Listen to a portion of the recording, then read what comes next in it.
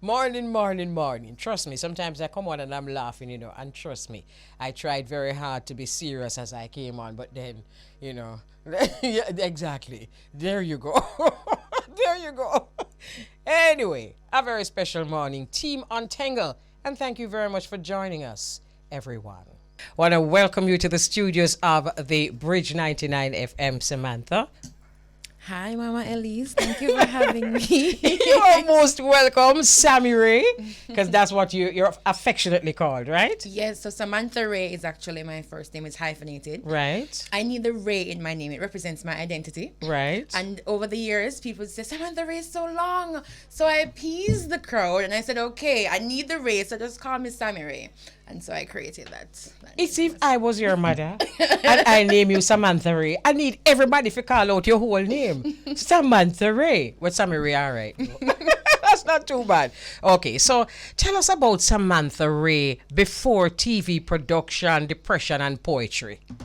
Uh, uh, Very passionate, very very loving. I grew up as an only child of both parents, right? So for those who want to think I'm spoiled, maybe a little bit, but yes, only child for both parents. I moved to New York to take up a scholarship to study acting. I was always a go-getter, had a lot of drive. I love the performing arts. I did 2 years at Michael. I wanted to be a teacher. So I was all, I had dreams and aspirations. And I had this, big personality. You And still do. I still do, thank you. It's big personality. And I just love people. It's interesting that when you speak, because a lot of us grew up in an era where you had to choose one thing. By the time you're 13, if you make up your mind, if you're going to do arts, sciences, or commercial subjects, and look how many interests you have, and so many others, and you've been able to explore some of them at any rate. Yes. Okay. So I wanted to be a teacher. I made up my mind. So whenever Sammie-Rae says she's going to do something, best believe she's going to do it. Right. And I wanted to be a teacher, and I started that journey. I didn't finish it, but I started to pursue acting because I was a part of the Jamaica Youth Theatre. Okay. Worked with the late great Aston Cook, and so I was in that field, and it was just I enjoyed it, just escaping on the stage, and I'm a creative. Right? What was it like to work with Aston, my dear friend? It was amazing. I had some other aliases. He'd call me Jamelia Shand, Samantha-Rae, and he really dedicated his life to the youths and just creating a space for us. I know we would all look forward to every Saturday just to go to meet with everybody, and he created so many opportunities for us. Beautiful. So, all right, so we're going to go through all of the stages, right? So tell us about your experience with depression. One of the major reasons I'm asking this question is because you actually triumphed. And there are people who are going through the very same thing, especially since COVID, and perhaps are not doing as well. So tell us about the motivating factors which you use to rise out of it. I'll be open in terms of what kind of led me to that place. Please. This is the first platform I'm going to actually openly speak about this. So I had a miscarriage in 2019, and I was in Canada, and so I did not have the support, because when something like that happens, I mean, you have family and you have friends, but you want to be with your mother, some close family friends to just deal with that. I didn't have that, and I remember going to work and I just had a mental breakdown, and I remember just saying, mentally I'm struggling. I'm trying to deal with this. And I had no idea how I'd pay my bills or anything, but I was like, it's either the world or me, because I'm suffering inside. And I had to make a decision in that moment, not knowing how I'd financially survive. But I had to choose me. You know what I want to ask you? Because a lot of people are going through a lot. Did you actually see that breakdown coming? Because you're going along and you're trying to be strong, and a lot of people who have been there will tell you that they didn't see it coming. Did you see it coming? I didn't see it coming. Can I tell you, I've always saw myself as a strong person, always strong mentally. could. I mean, I'm an emotional person. I'm a creative. I'm emotional. But I would have been through so many things in life, and I just saw myself as being strong and I can deal with things. I didn't see it coming at all. I was at work and I just started to break down. As a matter of fact, I didn't even know I could have panic attacks. I didn't know I could have panic attacks. And I don't think I fully understood mental health. I didn't think it could ever happen to me. I never thought it could That's happen why to I'm me. asking these questions. Because let me tell you why I'm asking you these questions. Could you just ask Cavell to bring some ting. I'm asking you these questions because we are all human and we do go through difficult times.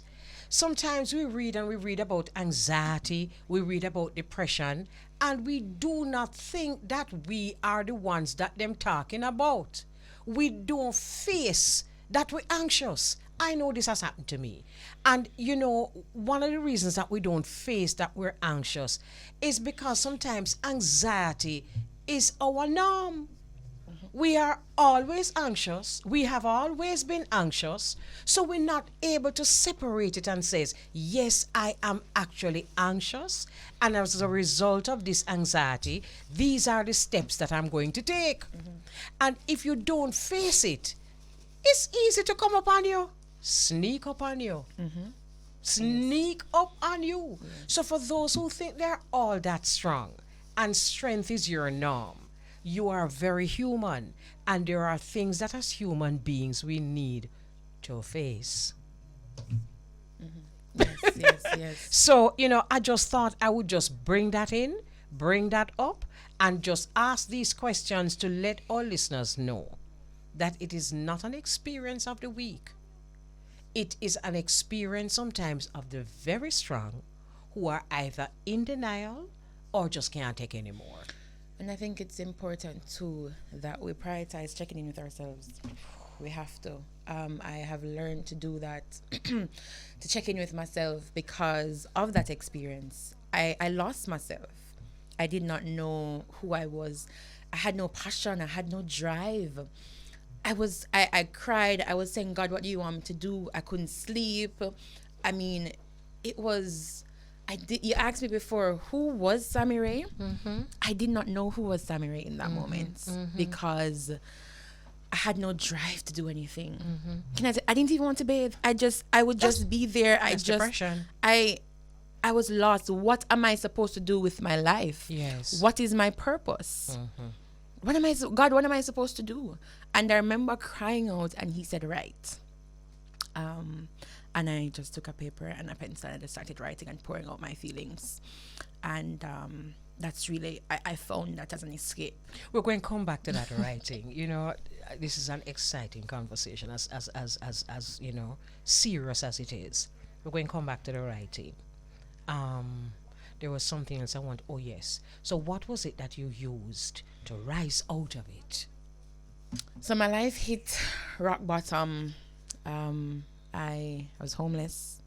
I remember being just staring in the ceiling, and I locked away for about a week, and I said to myself, okay, Sammie-Rae, this is no one-on-one with Sammie-Rae, you know. Yes.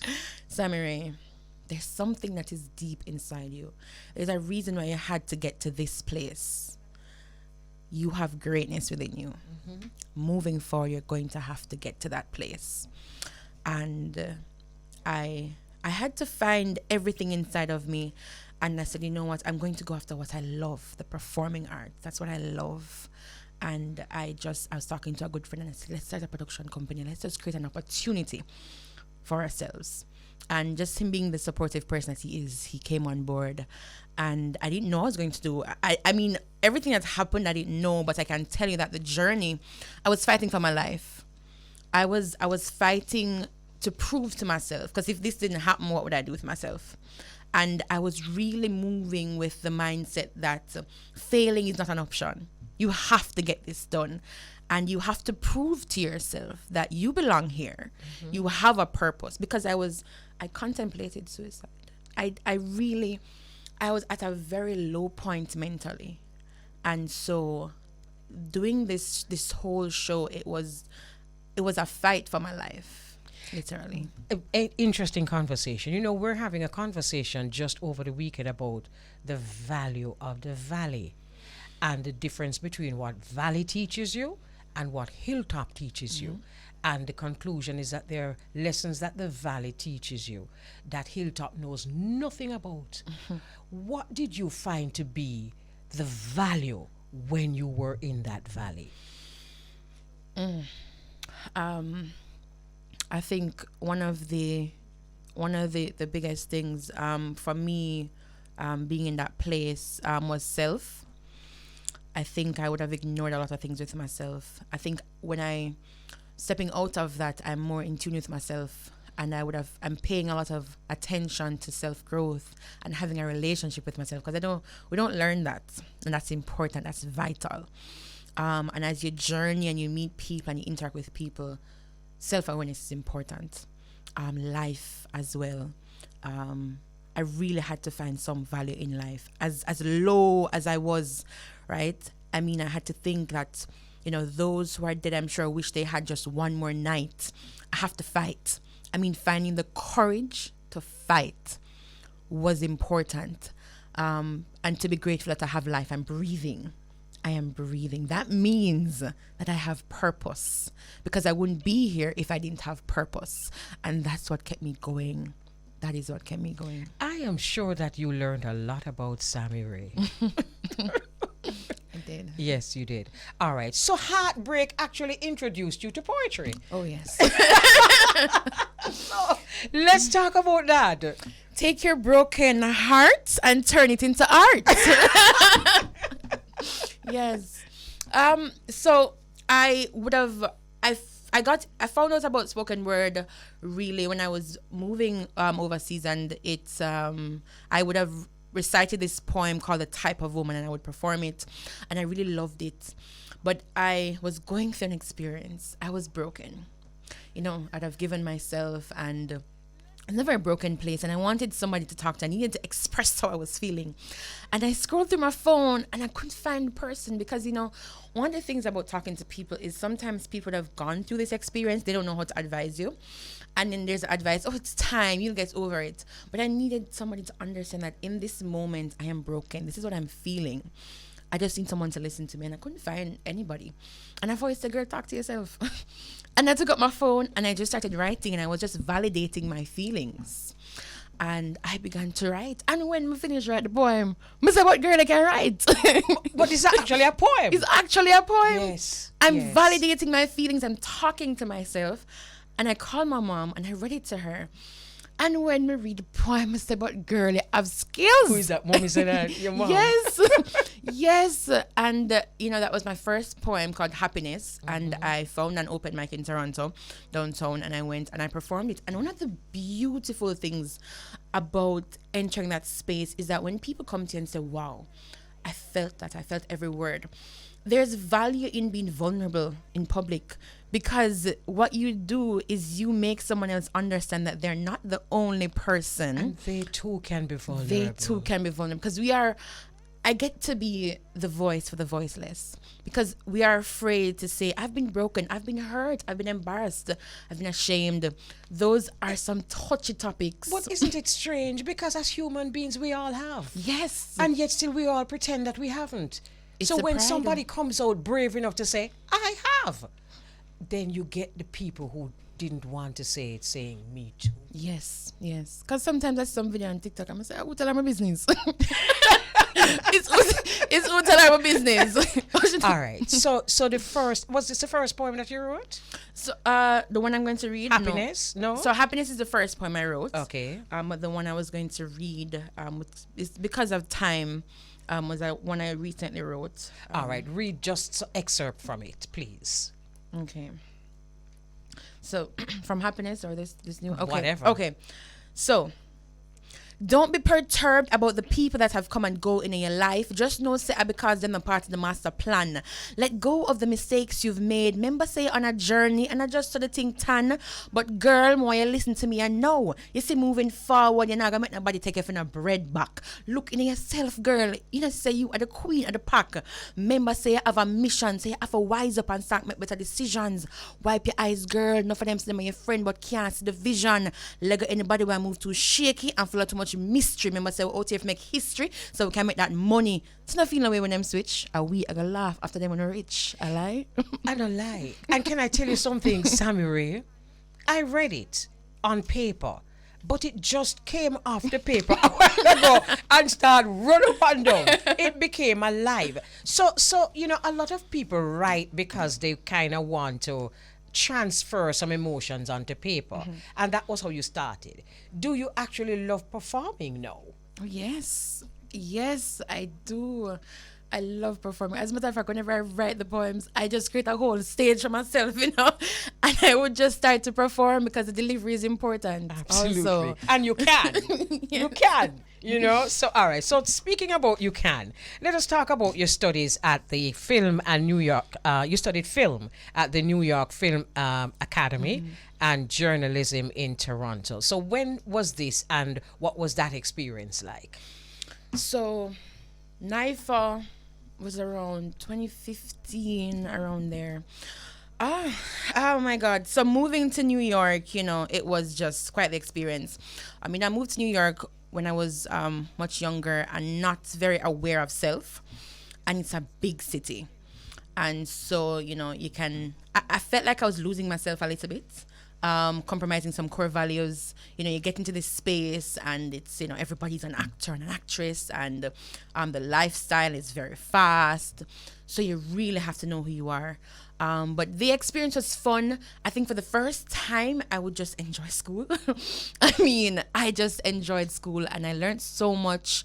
I watch movies very different now with a different eye.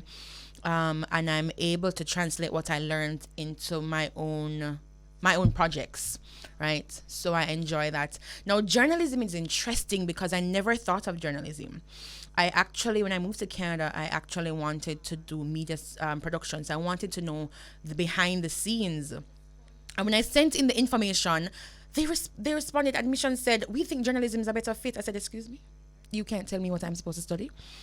And a friend of mine said, trust the process. And I'm like, why are you telling me what I need to study? Trust the process. And they said they just automatically approved me for journalism. And I was like, what? But I went in with an open mind. And I remember I went into the school and I saw they had a radio studio. They had a radio studio there, and I was like, what? I have to make use of all these resources. I started a radio show, and I just fell in love with it. And then I found that creative side of me to create content and hosting and all of those things. So trusting the process, too, is also very important. I was just going to ask you if you actually learned to trust the yes, process. I did. You did. All right, nice. All right, so we're going to take a break, and when we come back, we're going to be talking about you, Sammie-Rae, the executive producer. So I have as my very special guest Samantha-Rae, affectionately called Sammie-Rae, and she has experienced both Valley and Hilltop. So we're up at the Hilltop now. Valley. All right, so you are also an executive producer, a television producer, and In the Mix is your latest production. Tell us about the format of In the Mix, how you came up with it, and what is your role as executive producer? Wow, it's so nicey, but a holy power. No, man, it's so nice, but it's holy power. Yeah, man, same so. I like that work, yeah. So now, what I want to do, you do? Can you not have to work? Nothing. No. It's a holy power. Oh my, I just dived into this role. I created the content and, you know, I was fortunate enough to garner some really good sponsors from the Tourism Enhancement Fund, Jerry and Nephew, Select Brands, Home Choice Enterprise, Money Musk Rums. And if I even remember any more that I've left off, I'm going to say it. Right. But a lot of work, you know, doing the admin work, hosting. So I started, to sum it up, I wanted to pursue a cooking show. But then I midway, I had a sponsorship and marketing manager on my team, and she said to me, Sammie-Rae, it's going to be hard to get sponsors because there's so many cooking shows out there. I'm a ball enough. And I said, I've been working too long now. I have to do something. The whole day on the phone debating on what direction. But I learned a lesson in that moment, because as a content creator, you're creating content for a market, so you have to be flexible. Right? So you can't just hold on to what you want. You're not just creating content for yourself. And so I had to let go, of the idea for the cooking show. And I said, okay, the mix. And it was the best decision. I saw a way to connect the entertainment industry with the food and hospitality industry. How you do that? So, it is an entertaining industry, because when you go to the bar, you want an experience and not just by what you're drinking. And so what we did for the show is we had the mixers, and shout out to the winner for season 1, Randy Thomas, Big Belly bartender. So each mixer would get a challenge, and they had to, so for example, we had a wine and food pairing workshop with Deborah Taylor Smith from Select Brands, and they learned about wine and food pairing, and then they had to create a drink and to tell a love story. Right. And so they were judged on presentation, they were judged on finishing tasting product, they were judged on the creativity, and so they used the wine to make a drink, and the drink had to pair with the meal well. And they all, like, these mixers, I was fortunate enough to have like 7 of the best mixers on the island. Also, and that's they what the really mix came means. in the mix. Oh, okay. So I mixed all the show, but they had to present the drink. So it was not just about what you put in the glass. You had to present something. With a parish remix episode where they had to make a drink for a parish, and they had to tell us about the parish, and they had to do research on the parish. And one Randy was got St. Thomas, so him come up and him head wrap up on everything. And these mixers were just so creative. I mean, they wowed me every time, and I thought, oh my god, this challenge is too much, but they just rose to the occasion, and they really wowed me. So they're very creative, and we wanted to bring awareness to the industry as well. And when you go to the bar, you should have a memorable experience, because you're going to get a drink, but we also wanted to make it inclusive, because we wanted to be able to have drinks that did not have any alcohol in it as well. So we had mocktail challenges. They used aloe vera in a drink as well. Locust. You ever drank with locust before? Of course. Thinking too. Yes. Yes. And good for you too. I know. And aloe vera. They were on a farm as well, and they had to run around and get the farm produce to make a drink. Thinking to and tamarind, nice. You must try that. I never did try it. But still. look here now, Samantha. You talk about creating content, and you glossed over that, but you make sure to tell we how the production hard. To me, the creating of content can be also very difficult. Yes. Because you can run out of ideas. However, I have noticed as I listen to you speaking that you're bringing your everything.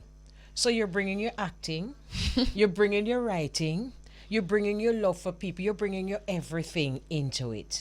How does that work? How do you get to actually pour all of Samantha into whatever production she's doing?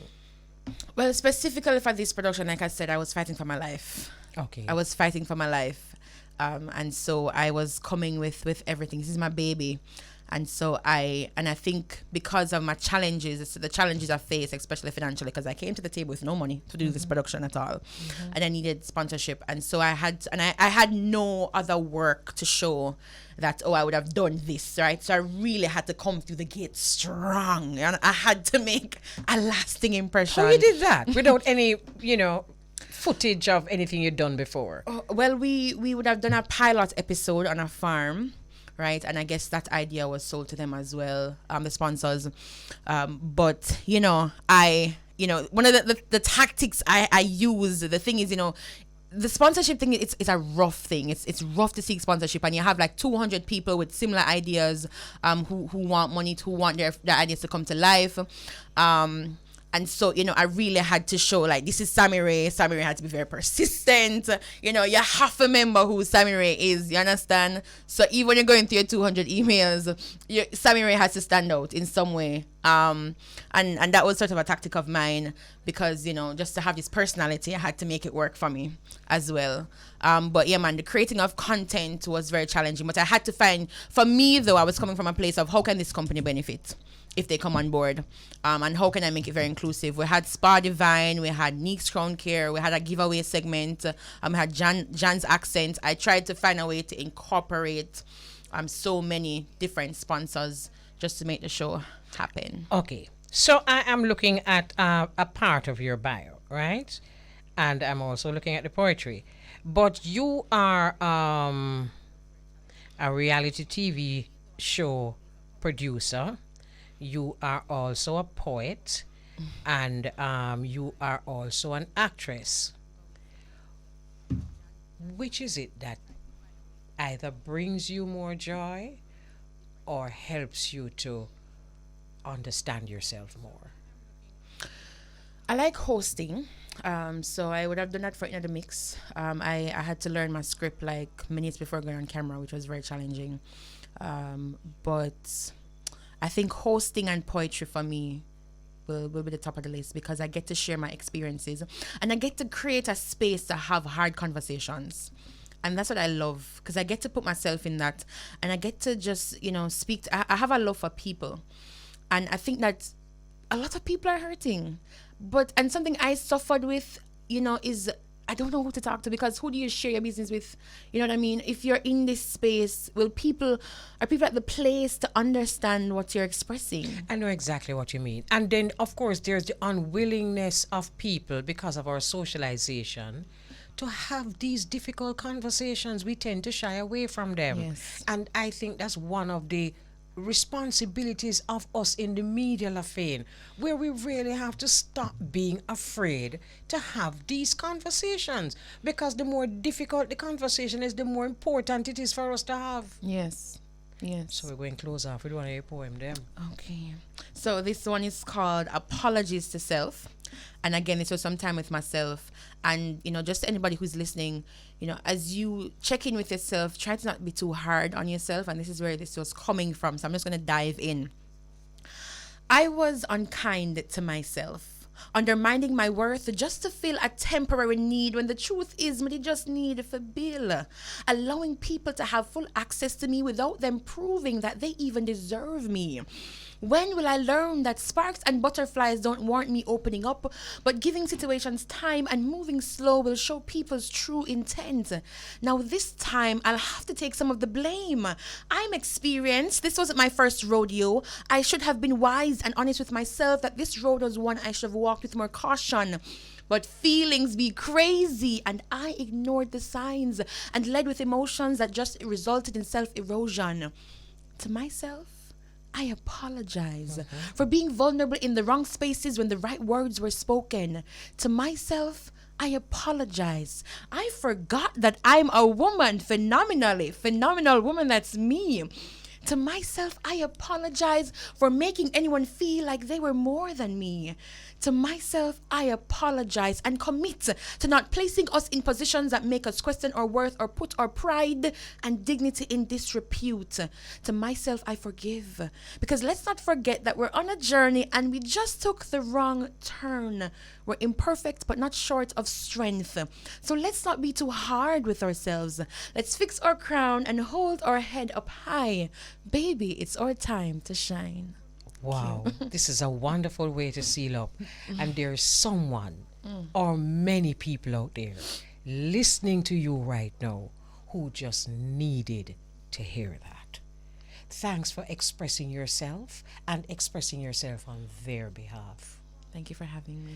So our listeners are listening here. So this one says, Elise, the Valley experience is so necessary to appreciate the Hilltop experience. The Valley shows you your hidden strengths and enables you to conquer your demons that try to block your Hilltop view. You might be surprised to realize who or what those demons are, but overcome because you are a conqueror.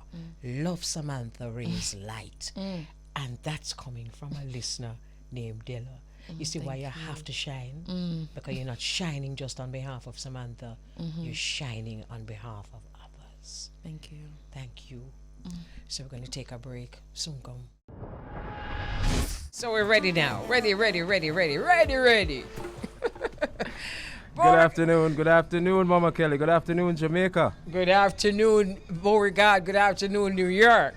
That's right. How's everything? Very well, thanks. How is everything your side? Everything is great on this side, Mama Kelly. Can't complain. I have life. I'm breathing, so I give thanks. And you look like you're kind of chilly. You look, Yes, huddled up a little bit. Yeah, this weekend, the next couple of days, they say it's going to be a little chilly. So Okay. today kind of nippy, so I'm dressed for the occasion. Yes, I can see that. Nice. Yeah, man. You know, you know, I don't like to be too cold, as you said before, as we, established. But trust me, a little nippiness would have good down here. It's hot. It's real hot. It hot. It hot. I think normally October is a lot cooler than this, but it's still hot. So, there's that. Okay. So what else happening your side? Well, today is Luciano's birthday, so we'll Right. be, sending a birthday shout out to Luciano, and also the artist Snoop Lion is celebrating a birthday today. So Oh, really? yeah, Snoop Dogg. I didn't know But that he you was know, an so- October born. Yeah. Okay. So happy birthday going out to him. But of course, yesterday was also Mega Bantan's birthday. Happy belated to him as well. Also, Frankie Paul celebrated Frankie a Paul birthday is an yesterday. October born. Look here, a Yeah, man. whole heap of musicians born in October, I tell you. Can I tell you, a whole heap. Alan Skillcole also had his birthday last weekend, born on the 14th of October. Wow. So that's, yes. So I know he had a wonderful day there. So, Nice. yeah, man. nice, October nice. born, that night. And speaking of birthdays, yesterday Peter Tosh's birthday. Did you hear anything about the symposium? Yes, I heard it was good. And I also heard History Man did a wonderful performance. He's on my Facebook page and he had a picture of himself. I think he was in full white with a red, gold, and green scarf around, and he looked so nice. And I hear he did a wonderful job. So bless up yourself, History Man. That's the poet, right? Yes. Yes. So yes, I hear he did a wonderful job. That's good. That's great to know. Yeah. It's good to see that his legacy is still being, kept alive, and the younger generation can also get some knowledge and insight as to who our artists were, our foundation iconic artists were. Absolutely. Yeah, man. One of the things that UK Prime Minister Liz Truss announced his resignation. No, she had a lot to say before she became Prime Minister, though. May I tell you, so she realized, hey, it's not so easy after all. It's not that easy, You know? And just looking at it, Mama Kelly, she made history as becoming the shortest serving Prime Minister of Great Britain. And that's history. 40-something days, 6 weeks. When I heard this, I was thinking to myself, I wonder what Margaret Thatcher would have said to her. You need more guts. Because, Margaret Thatcher is not the kind of girl who just resigns like that. But, interesting, And she's saying that she was unable to fulfill the mandate. The mandate, the things that she set out to do. I don't know if she gave herself enough time. I don't know if 6 weeks is enough to do the things that she wanted to do or that she set out to do. But, that's a very short term. It's just look away for she should just quit like that. And looking at Great Britain, Boris quit how much months ago? Yeah. So that's 2 people retired from the position in about 5-6 months. But you kind of wonder when she found out that she couldn't deliver. Because, if she had she just known this before, she wouldn't even bother enter politics. Maybe. It just seems very odd though. But you see all them things where them that feed we. Remember saying with this them I tell we, we don't know the half, True indeed. And then, sometimes maybe, with having a new person in control being King Charles, who knows the relationship they might have or what he might have in mind or who he might have in mind to be, Does he have any say in that though? I don't know. I don't know either. Who knows? Who knows? So we just have to, sometimes we take what they say at face value. So my producer sent this, and it says, wealthy youth, listen to me, the UK is in some serious turmoil right now, Energy bills are rising, mortgage rates are skyrocketing, the price of food and medication gone up, and now 2 prime ministers, Boris and Liz, have resigned in a span of 3 months. Just realize that it was the people who spoke, and it led to her having no choice. Radio stations were inundated with people voicing their discontent. everywhere she went, the pressure was applied because she effectively had no mandate. That plus the fact that she just proved to be totally incompetent. The lesson here is they're not bigger than the people when we're not happy. Lesson here is they're not bigger than the people, and when we're not happy, collectively we need to apply the pressure. Don't just accept it. I agree 100%. True indeed. Can you imagine if we were doing this consistently around the world? The people, people think twice before them enter politics. I was gonna say the same thing. What if that was the United States or Jamaica? You understand what I'm You know, saying here? where as soon as the people realize that you're not doing what you promised to do, then them say, all right, we're gonna change up our go on. We need you out. Yeah, Put in man. somebody else. And really pressure them. Don't just run up your mouth for 9 days. Really pressure them. So, yeah. But in the UK, when you become the prime minister, is there a set term? There is a set term that you have to, but you can retire same way. Well, I mean, she just proved whatever it Yeah. is. She just proved Yeah. that you can. I'm not sure how many years it is that you're allowed to be, or how long each term is as the prime minister of the UK. Politician them decide nice, man. Them knows that them have 5 years for do for them thing. You understand? And your side too. Yeah, them get 4 over here. 4 for one term. So Ooh, we get brought to our side. I'll tell you. Mm, You know, one of the things I've been paying attention to, Mama Kelly, and I haven't been seeing this a lot in the news, is the flooding that's going on in Nigeria for the past couple of days. More than 600 people were killed because of the flood, and about 1.3 million have been displaced. They're saying that a dam broke, and the water came down into Nigeria, flooding acres and acres, leaving thousands and millions of people without homes and things of that nature. So it's very bad right now in Nigeria. wow. Wow. Sorry to hear that. Farmlands destroyed, roads and critical infrastructure, they're saying, have been damaged and destroyed. Wow. Sad. Very sad. And of course, and thanks for bringing it out, because oftentimes we don't bring out the news of ourselves, True. so thanks for bringing that out. Right. Mama Kelly, I was watching, I was rewatching the interview that we did with Papa San, and, just looking and hearing some of the things that he was saying, it brought me to think about the recent situation going on with dancehall artist Chanel Muir, deciding that she's going to step away from dancehall to return to her calling. Her calling, which is?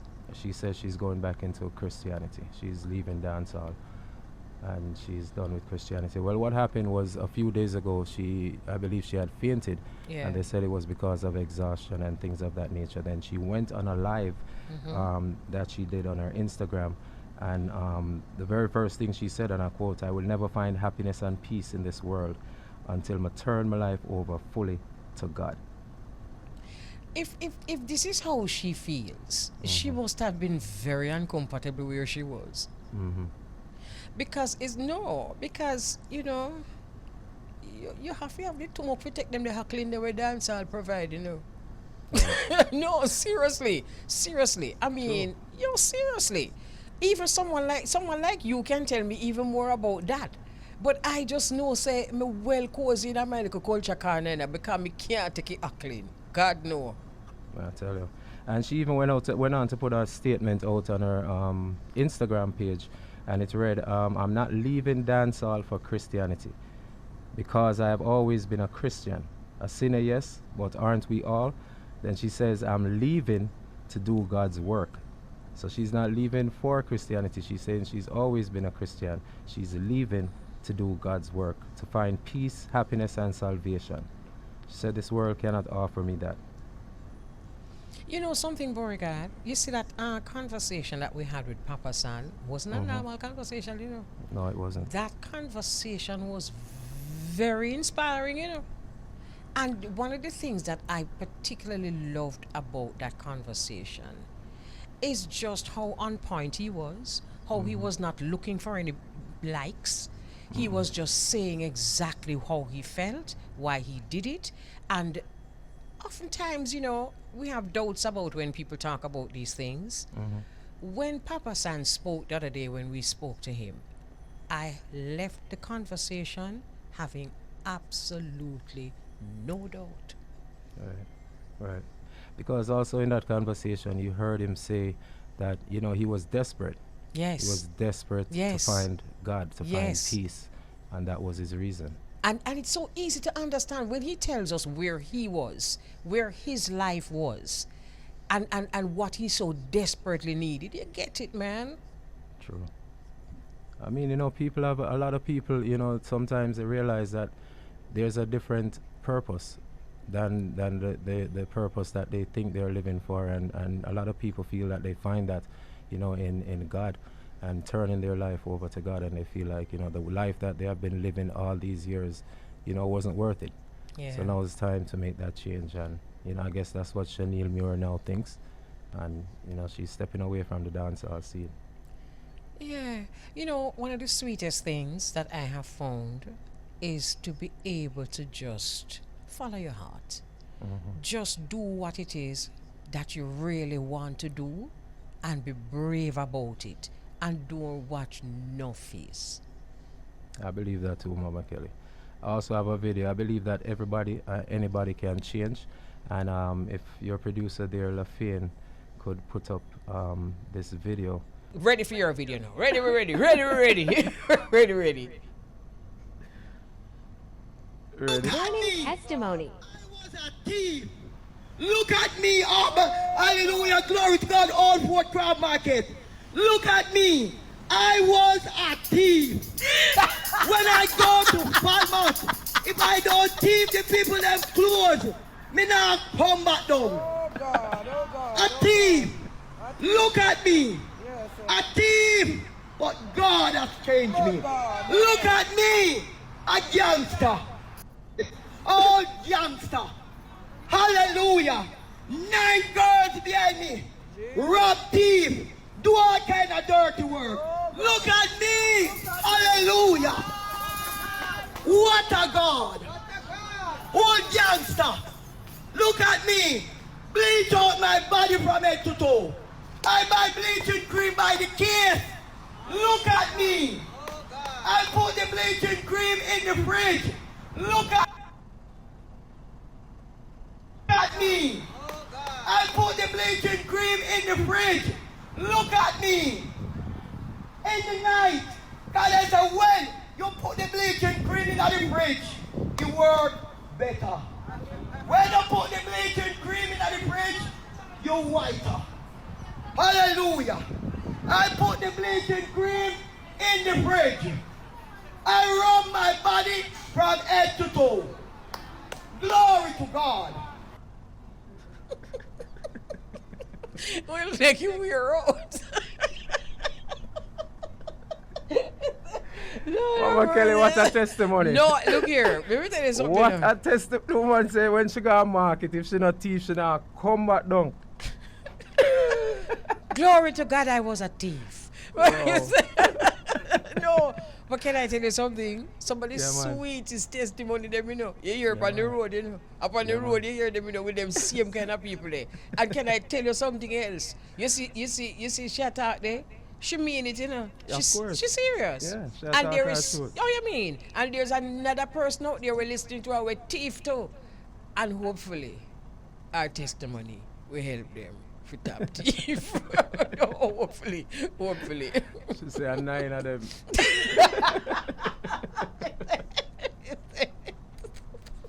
And there are so many people that try to change them lifestyle. Mama, not just by going to church, but those people who just try to change them lifestyle.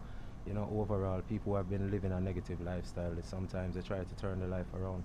But also, there's a society that don't allow them sometimes to change them life.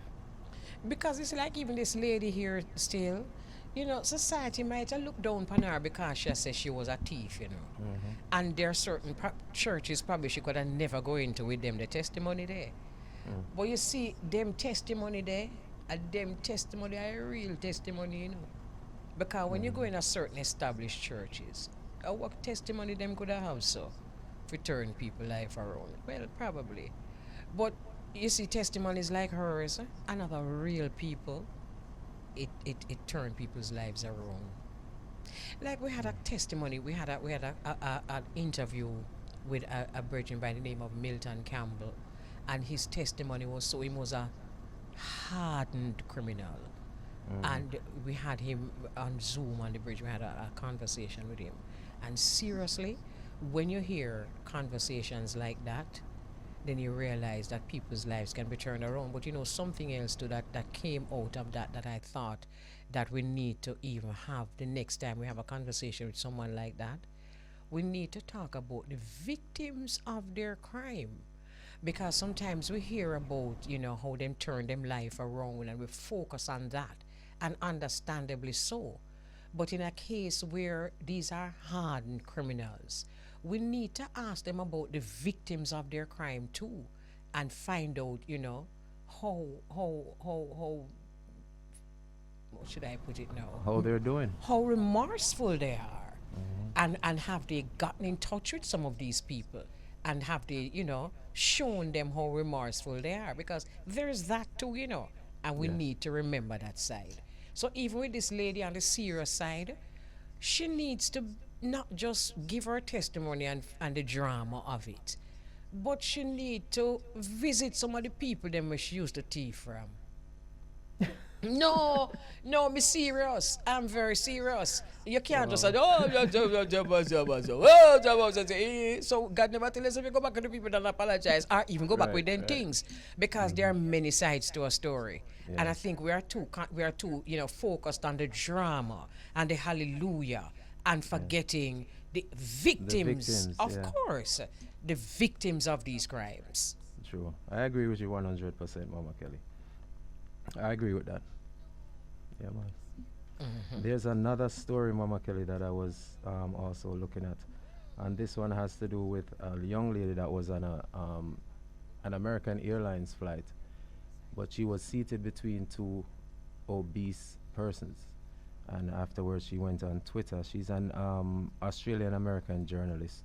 She's has some popularity, and she went on her Twitter account and she basically made a rant that if you have to get a seat belt extension, then you shouldn't be on a plane. Oh Lord. Oh my So goodness. a lot of people were commenting and people were saying, well, she has a right, she paid for her seat, no one should be. If she needs to get a seat belt Ha- extension, so what does that have to do with nobody?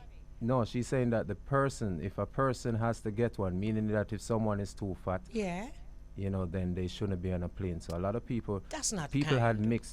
had mixed reactions to what she said. Some people were saying she paid her money, no one should be, hanging over into her seat or touching her for the whole 3 hour plane ride. That was one of her complaints, that she's, from both sides, she's being squished and being touched. Oh my So God. that was one of her complaints. And then there were other people, saying that, oh God, man, have some, be a Compassion, little more man. compassion and Yeah, sensitive. man. Yeah, man. Oh gosh. Some people across the airlines to us, airlines should have, seats for people who are larger, sections. you know, these conversations come up, and sometimes when these conversations come up, we just deal with it. Well, we're going to laugh because we're human, right? But we have to carry it further than just the joke. And the reality is that there are people who are plus size, and there are people. So what you do with the MAGA people, them? What you do with them, there too? I mean, come on, it's people. Right. Sometimes you can be so unkind. True. That's unkind. Come on. If it was a family member of yours or a loved one, would you like, or even you you wouldn't want to be treated that way. No. No, sir. And how it even come up? I mean, how it even come up? She took pictures of both. I think they were brothers or cousins, and she took picture of both the men who were sitting on both sides of her and posted it on Twitter. So, You had people have who the were on picture. her side and people across her. too, You so- have the picture. Probably if I saw the picture, then I'd know, what she No, was I up d- I- against. I don't have the picture. I could get it. I could get it and send it to you though. Yeah, all right, I get it. Because I'm saying this because I wasn't in the middle, but yeah. But to say that they shouldn't be on an airplane. come on. Wow. That's unkind. Very. Mark is still, airplane experience is not the easiest thing to deal with sometimes, Have you ever been in the middle and the two people on the other side, the two of them are friend and them attack? attack, Lord, yeah. have mercy. Enough time I do that, I ask people if they want to switch seat just for that reason. I mean that too. Yeah. Very politely. Yeah, man. You know? Yeah, man. No problem. Yeah, man. I mean, don't mind the aisle seat neither, because we can come out faster. Right. So, you want my seat? Because that can be something. And then, another thing that we go through sometimes on the same plane there, depending on what the airline is. Because sometimes you take an airline and it's an airline that have predominantly one set of people on it. Like you take Air Jamaica, say you're going to have to hear or endure some of the artists them wrong at the back. I talk about some things will reach them. And them are talking out, bad would fly left, right and center. So there's that. And then sometime now you take a plane and you're the only black smarty on the plane. And whether it's sensitive, you're sensitive or not, it just seems as though the whole plane and look for you and wonder what you're doing there. So you see, because we've been through that, we kind of, know how it can be uncomfortable. Yes. So if it's fat, you're fat. If it's black, you're black. If it's white, you're white. Because if you take our plane them back in the day and you're going like, I sit down beside an artist where I shout from the back of the plane up to the front, then song will right off for you. I wonder how Virgin Atlantic is doing. You saw, did I send you the video? Send you the video. Me send you the Spoke video. about it, yeah. I need to send you the video. I need to send you the video. Oh, if we had a little time. Did I delete it? I don't The think. commercial, right? Yes, you mean the Yeah, commercial? I saw the commercial on What the commercial was saying? It's it's basically advertising that you can be who you are on Virgin Atlantic. Yeah, you saw the Or mail. who you want to be. You saw, is what's that? Still nothing. This person complaining that them now hear nothing. I made sure everything is on 100% volume. I complain for a long time, me just read it. Still nothing. Where is he? Where are you, sir? I'm sure it's a sir.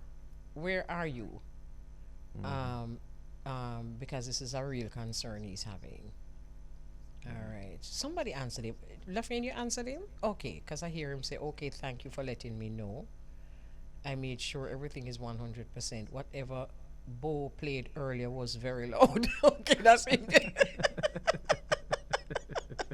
Oh my goodness. Okay, thank you very much for the conversation. Yeah, so that I go on. So we're not quite sure what is happening. Bird back, bless up yourself. I see you just text me a while ago. Something, Beauregard, enough people know it. You see, every time we have an issue, like right now we're having some audio problems. And when we have them problems, we realize how much people are on the bridge, I'll tell you. Don't it? Bless up yourself. There's an That's echo. a good thing. Big up to the listeners, man. Yeah, Anyway, man. them there listening, and I try to tune in and I move around just so you get the reception right. Big up yourselves. Exactly. So this one said there's an echo auntie. All right. So we soon sort it out. No worry yourself, and we give thanks to no say. Only there on the bridge. So I have a song here that I want to play, and I guess we could do it when we come back from the break, Mama Kelly. It's a very serious subject, and when we come back from the break, I guess I could play the song and then we talk about it. All right, no problem. So, Mama Kelly, how much is this still a problem in Jamaica? Does it still exist? Beauregard, this is just another spin to human trafficking, So it exists all over the world. It's just that this is just a new law, But really and truly, human trafficking is an international problem. Right. Right. I'd never. This song is whoa. This one hard to listen to, but it's one of them conversations where we have to have. And can I tell you something? Conversations are best had sometimes on them same rhythm there, May I tell you? Yeah, man. When I first heard the song, I said, even though it says mother way and mommy way, I said, well, I'm not just mothers alone. You have fathers who do indulge in things like those too. Traffic their daughters and push them towards, selling their bodies and things of that nature just to pay some bills. So, and I mean, it's a very, very serious topic because Very serious since I've topic. been growing up, I've heard things like this. But again, a lot of the young people, boys and girls, who get caught up in human trafficking, is usually a family member or somebody very close to them who get collecting the money for it. You know, Right. it's just so sad. You kind of can't wrap your mind around the fact that a relative can do it, and then worst, a mother can do it. You know, but it happens. It's not a Jamaica thing, Beauregard. It's Yes. just that it's a Jamaican and sing about it. Mm-hmm. You know, but if you check out the story, human trafficking is an international Right. money making business. And sometimes when you check out the kind of people who involved in pedophile rings is the most wealthy among us. I tell you. So you know, it's just a reality, Yeah. an international reality. And one of the reasons why it is so difficult to stop is because of the clientele. Mm-hmm. I have a daughter, Mama Kelly, and that is the furthest thing from my mind. I know a lot of fathers out there, I know a lot of mothers out there feel the same exact way. So, you know, sometimes when I think about things like this, I don't see how a parent can do that to their daughter. A very damaged person, you know, a very damaged person, because you know, damage comes in all different forms, you know, because there's some all right, I remember a conversation that a virgin of mine had with me, and he was telling me about an incident in a which part him come from, right? Mm-hmm. And this lady was encouraging her daughter, I think she was about 13 at the time, to be sexually involved. And he was there saying to the mother, how could you do that? And the mother's response was that she do that. She never said do that, but you know, take man long before the little girl, long before the age where the little girl at. So in a fear mind, it's either she want to destroy the little picnic just like how she was destroyed, or she genuinely no really see nothing wrong with it, because she tell my brethren say the earlier the little picnic start for you know what is the more she going understand man. And if she genuinely don't see anything wrong with it, Mama Kelly, she has to be destroyed somehow. She mentally. damaged. Yeah, damaged somehow. She damaged. And there are a lot. All right, this little girl here now, if there's no intervention when she becomes an adult, The cycle continues. cycle continues. Yes. And you know, that was one of the topics in the movie that came out of Jamaica, Dancehall Queen, you know. That was one of the topics that was featured in that movie, where we saw the mother was, you know, encouraging the daughter to be with this big man. What about those fathers Yeah. who abusing them children sexually? Yes. You think a father who is abusing his child, He's no different. how much value you think he's going to place on this child who he is also abusing? Mm-hmm. I mean, for money, he will do. I remember seeing a documentary on human trafficking, and it was the uncle. It was the uncle who brought the little girl. She never even know what she was getting herself into, and the uncle brought her before these foreigners to be sold. But it just so happened that the foreigners were actually undercover police, and they nabbed him and his friend. But it was her uncle. And as you mentioned, documentary, I remember a movie I watched recently, Mama Kelly. I believe it's called Old Man, where it starts, well, this is the backstory. However, you see a man that was, his family was killed and he was locked away. He doesn't know who locked him away for about 20 years. And as the movie progresses, we get to find out that the person that locked him away, he had done something to that person in the past, which was back in high school, he had seen the person's sister with her own father in an intimate situation, and you know, in high school him start tell everybody, so it became a teasing thing. However, the girl probably committed suicide and killed herself. Now after him being released from this place where he was locked up for 20 years, he came to meet a young lady, not knowing that that young lady was his daughter. All along the man set up this whole thing for him to meet this young girl. They became lovers, did whatever they did. At the end of the movie, the man revealed to him that it was his own daughter. Wicked.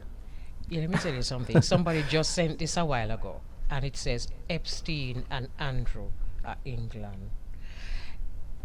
these things that come up with the Epstein, I'm never sure if I'm dead for sure. You remember that Epstein Yeah, had they say he killed himself in so jail in them New York. say, because film security camera just now work at a very opportune time. Me no believe them people here. You understand? Because a lot of these so-called elites, this is how them spend them spare time. And the target is usually children. No disrespect, is children generally, but there's a higher price for children of color. Mm-hmm. And that's why a lot of them come down to third world countries adopting our children. Yes. And a lot of times, this is what the adoption is all about. Missy Madonna with fear one when she adopt a walk up and down him in a frock. And you saw that picture. And Crazy. look here. And again, I say that it is hard to control because it is a pastime of elites, and Yes. they are very well protected. So if any one of them get catch, them have the people in the police force that working along with them have the judge that working along with them, and the list continues. And it's all about pedophile rings and human trafficking. You Even if know, I had seen a video on social media a couple of months back where a crowd had gathered at a man's home in Georgia because her daughter had went missing, and when she tracked the phone, it took her to that address. So a crowd of people had showed up to the address. However, when they got to the address and they were on the outside looking over into the yard, there was police in the yard, and they were ushering kids under sheets into a van. all right. And people were saying, and the people must start jump over the fence and things of that nature. I didn't know what came of the case, but that video was circulating on social media a couple of months back. And they were saying that the man's house that it was, he's a known pedophile. Okay. And the cops were there taking the kids out of the outside. They were trying to move them real quick before the crowd It's came a down on the big house. business, Beauregard. Yeah. Big business. And I remember there was a time when Trump was, you remember when Trump was all about this wall, the wall, right? And we had a lot of time laughing and carrying on about him and this wall. But the reality is that a lot of trafficking go through that same era where him did want to build the wall. Yeah. There's a lot of trafficking of children. Drugs, yes. But children also are trafficked through that same path that he wanted to build a wall. So it might have sounded ridiculous because of how he was expressing it. But it wasn't all that ridiculous. It wasn't all that ridiculous. And perhaps he knows more than even the rest of us as a Right. member of the elite himself. Right. How many children are trafficked through many of these tunnels, underground tunnels? People are trafficked through this medium. And it's a Big business. big business. If any of us had the dirty mind for the one for be involved, we wouldn't have the money. And then our next topic, our subtopic to this is the reaping of organs. There you go again. That's our next topic to this whole trafficking thing. Yes, and we better wise up to all of this, because a lot of people, when you start having these conversations, they're like, Lord, man, you too, whatever. The reality of some of these organ donors and organ trafficking is that, again, is like the people of color seem to be choice, targets, because people want our organs. And therefore, sometimes when you hear about some of these people missing or family members missing from all over the world, no special country, the only countries that are targeted are countries that have a lot of people of color. Yeah. True, mama. Another thing where Serious. it's hard to tell people about is cannibalism. When you talk about these things, people are saying, where you get all of this from? There are cultures, Yeah. again, members of the elite, again, who eat people. Exactly. People don't know that your flesh where you rub lotion upon every day, and it might sound a way that's a delicacy for some people. Especially dark Yeah. meat. Yeah. And we better face this and protect our children from even our parents. Because look at the example that you cited a while ago. She just make a bag of money off a fair little picnic because she probably can't. Wow. Don't mean to upset your mama. Very, it's upsetting, but it's a conversation that we have to have. And you see that song? You see that song?